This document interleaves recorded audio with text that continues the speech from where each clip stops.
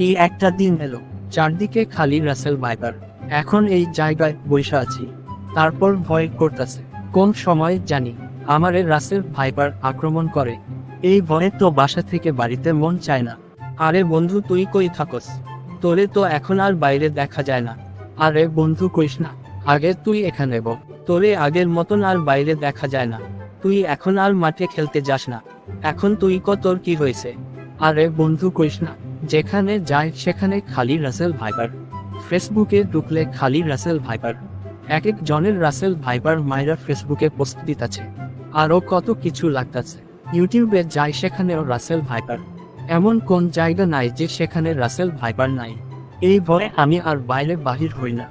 আরে শোন, Russell viper সাপ আছে, কিন্তু এত না। এটা হলো বাংলাদেশ, একটু হইলে আর একটু বানাইয়া বলে। তারপরও আমাদের একটু সচেতন হয়ে চলতে হবে।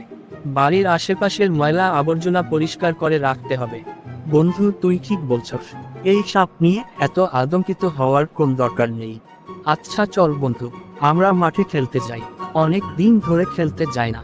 আচ্ছা চল। হ্যালো বন্ধুরা, পুরো ভিডিওটি দেখার জন্য আপনাকে অনেক ধন্যবাদ। আমাদের এই চ্যানেলের নতুন দর্শক হলে অবশ্যই চ্যানেলটি সাবস্ক্রাইব করুন।